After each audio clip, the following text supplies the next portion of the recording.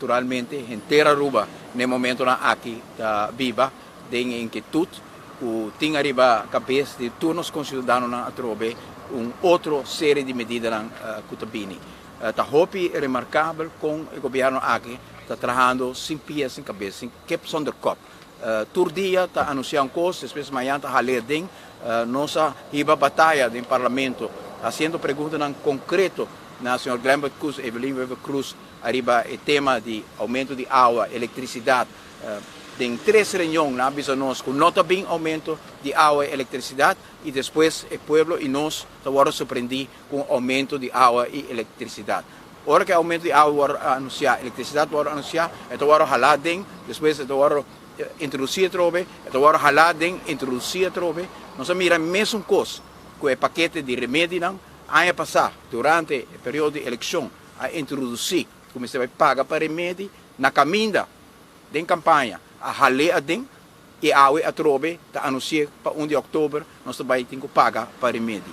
Mesmo coisa nós mira que vai suceder com o assunto de BTW aqui. O governo anuncia BTW, o governo nunca avisa que o BTW está vindo para motivo que o governo quer armazém, o governo está buscando mais placa. Ao contrário, o senhor Evelyn Weber Cruz avisa sempre que o BTW não é uma medida, o BTW é uma reforma fiscal para assim percorrer para nós ter melhor sistema econômico, fiscal, para promover a inversão.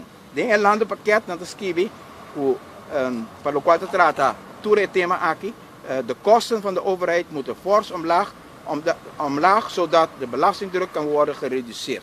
Je bent ding, het tema die landenpakket, ora a papia de reforma fiscal, a papia de reduzir a belastingdruk arriba nos concidadãos. Que bem, BTW supostamente lotado data para reduzir a belastingdruk. Então, é verdade está na clara que a intenção de BTW está para vir com outra medida mais para assinar hinkamang de carteira e saco de nos concidadãos na trobe que não tem mais para duna.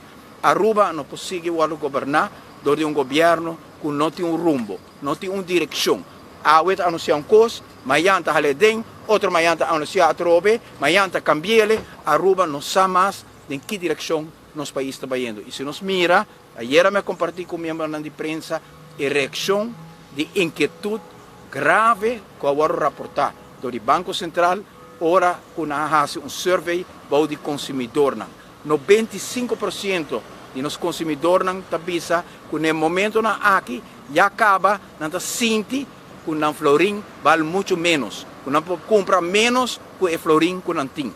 95% a contestar que não espera que vai barra mais ainda na poder de compra. Que o custo de vida vai subir mais ainda e aqui está promete que anúncio que a outra vai redobrar e aumentar drasticamente o BBU.